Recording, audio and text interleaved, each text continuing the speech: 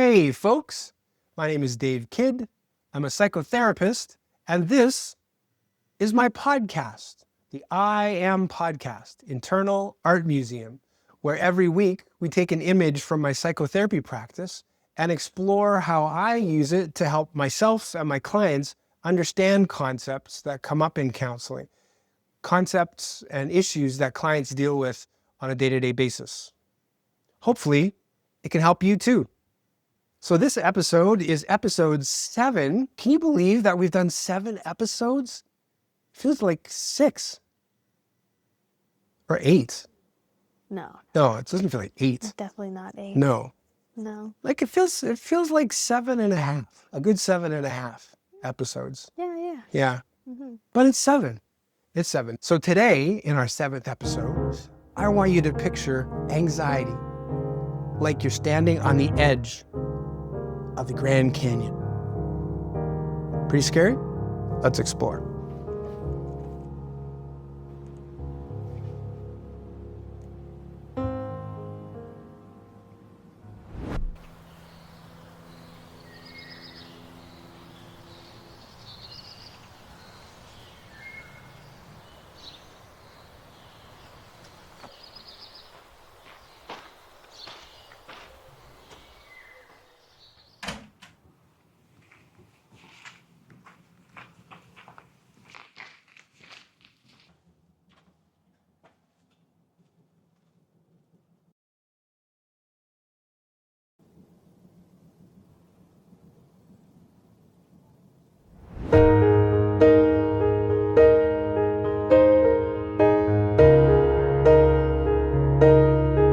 So as you know, I've got 2 lovely daughters, and one of them is a wonderful artist who has been doing our drawings every week.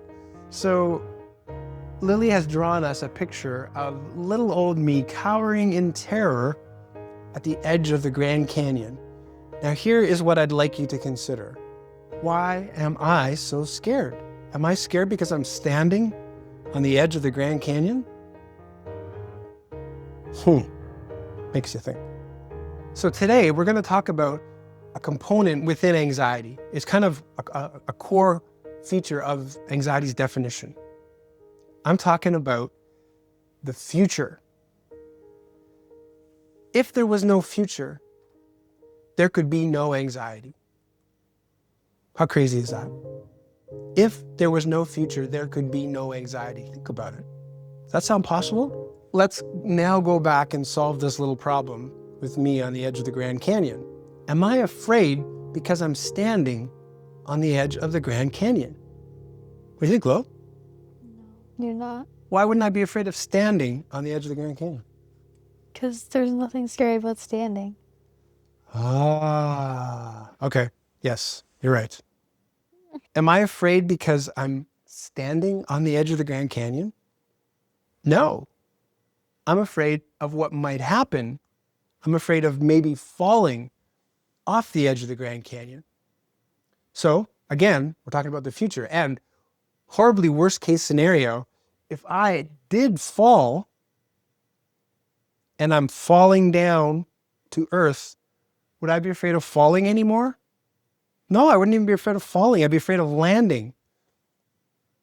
And then the worry stops after that. So it's always what's going to happen that makes you anxious, not what is happening. So we can take this back to episode 2 when I talk about the problem villain. In this case, my problem villain is anxiety, the anxiety villain. And the anxiety villain's job is to ruin things for me, right? To make my life miserable. So the anxiety villain is going to say, you should be scared to death because you are going to fall. I'm standing right here and I'm okay. But my anxiety villain is telling me you should feel scared of falling. And so I develop fear of heights. Weird thing to call it, right? Fear of heights. Because it's actually fear of falling, not fear of heights. A sidebar. If I asked my trustworthy voice in this moment, should I really be afraid? What do you think it's going to say? Probably say yes too, right? Because standing so close to the edge of the Grand Canyon is probably not a good idea. And since the trustworthy voice speaks the truth, it'll tell me it's true That's a dumb thing to do, and you should feel scared. So sometimes the anxiety villain and the trustworthy voice match up. But you still don't need the anxiety villain, because the trustworthy voice would have told you that anyway, right? But you can see how the anxiety villain is trying to use the future against me here. So you can imagine the future like anxiety's food. And if you let your anxiety feed on the future, it's going to get big and strong. What you want to do instead is you want to cut off its food supply so it can't get to the future. If you want to create a block between your anxiety and the future, the best way to do that is figure out how to stay locked in the present. So how to keep your mind in the present and starve your anxiety. Let me show you what I draw for clients all the time in session to help explain this. So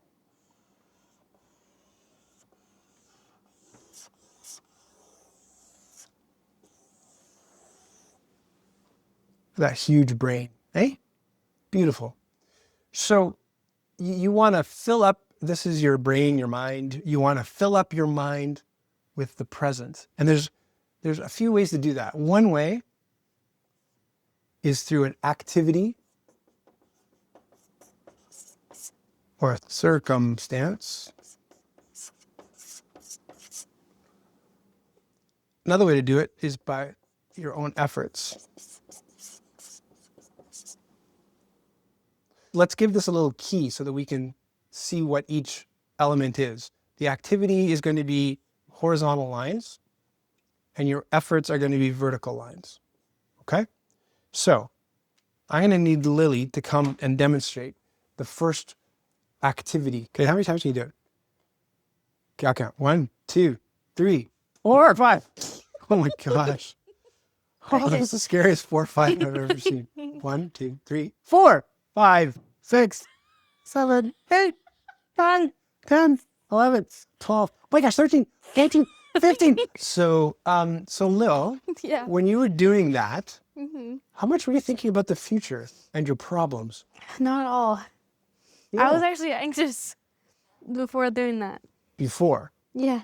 When you were doing it, were you how much were you thinking? How much were you worrying about your future problems? 0%. How come?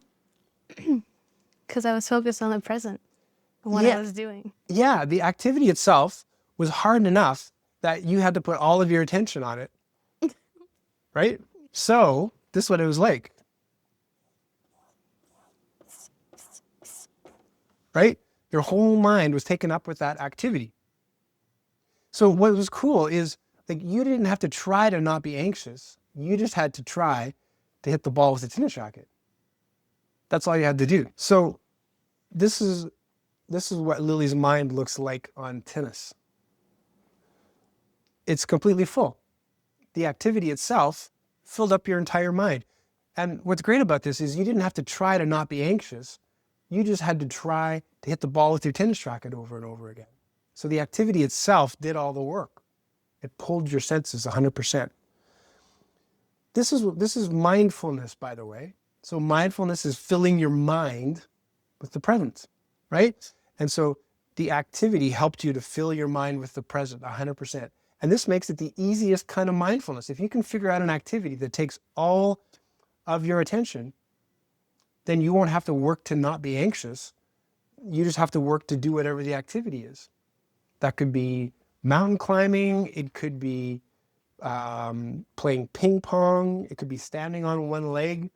Whatever takes all of your attention. If you're rooted in the present, you're starving your anxiety so it can't get to the future. But that's not the only way, because there's lots of activities that don't take up all of your mind, right?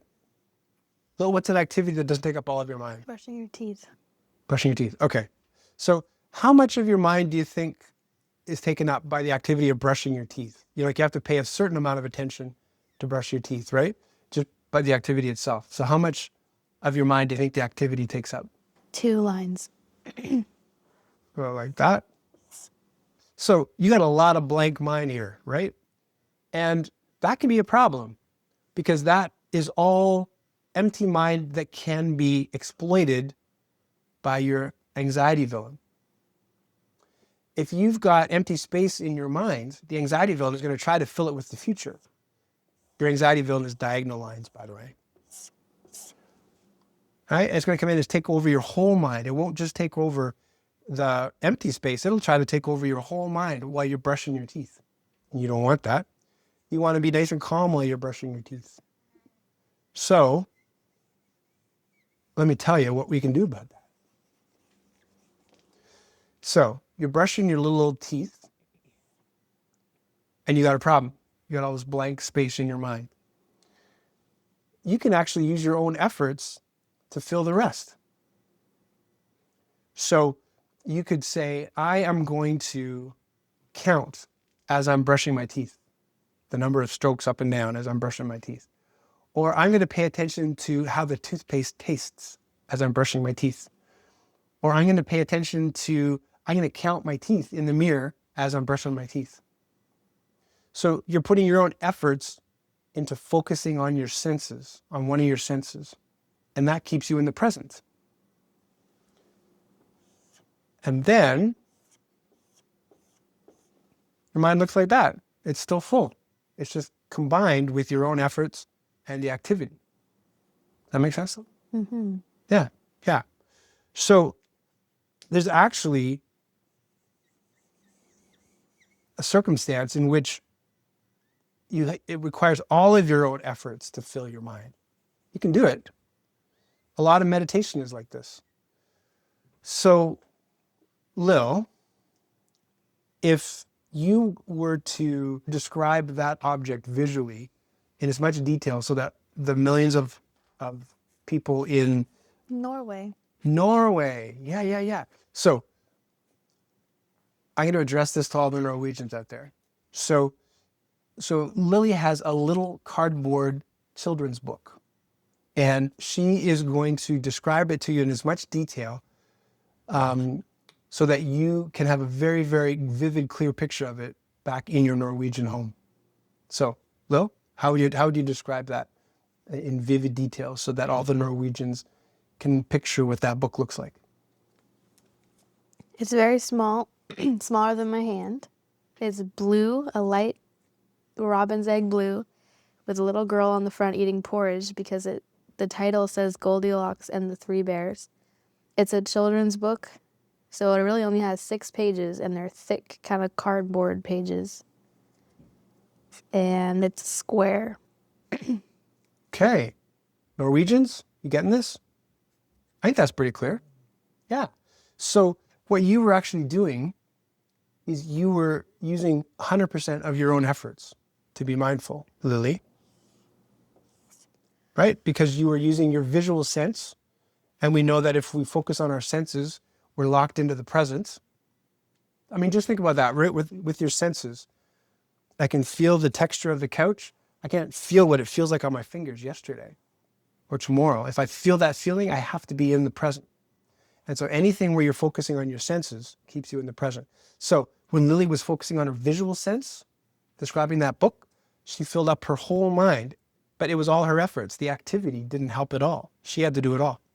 So you can see how you can rely completely on an activity, like the bouncing racquetball, or a combination of the two, brushing your teeth, or completely your own efforts, describing something using your senses. You may have heard a version of this, a popular version called 5, 4, 3, 2, 1, where it breaks it down in a structured way.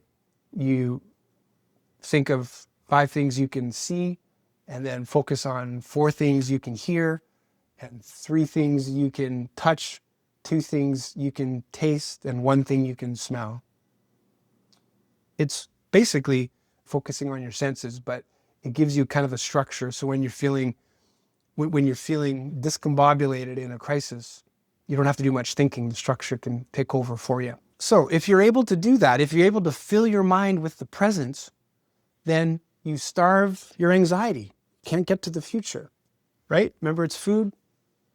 If you let it feed, it's going to grow big and strong. You want to cut off its food supply. So if the problem villain you're dealing with is the anxiety villain, it's going to hate your plan of starving your anxiety, not letting your mind go to the future because it wants to fill your mind with future thoughts.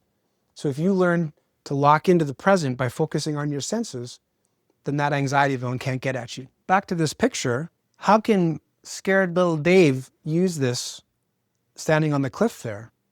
If I can keep my mind in the present, my anxiety villain's not going to be able to get at me. So I'd probably take a couple steps back, but then what I would do is I would focus on my senses, probably maybe the sense of touch. If I focused on my sense of sight, it would probably trigger me a little bit because I would see the cliffs and everything. But I would encourage myself to focus on maybe the sense of touch. And so I could stand there and I could feel the wind and I could feel the direction the wind was coming. It's coming from the east and it's cool and I can feel it on my face, exactly on my face. Or I could focus on the sun and which side of my body the sun is heating up. I could feel the ground underneath my feet. And all of that would keep my mind in the present and it would starve my anxiety. We're tumbling headfirst into the end of the episode. That's it, folks. I've told you all I can tell you about the future and its role in anxiety. I hope that helps. And make sure that you clickety-click that subscribe button and you hip check the like button. And don't forget to wiggle past the notification button and just as you're going by, go, whoa! Okay. And I think that covers it. So, very nice spending this time again with you today. And I hope these ideas helped. Looking forward to meeting up with you next time. Take care, y'all. Okay, that was incredible. Good job. Oh, that's the weirdest handshake I've ever had. Have you ever got to shake somebody's hand and they hand you a tennis racket? That's so nuts.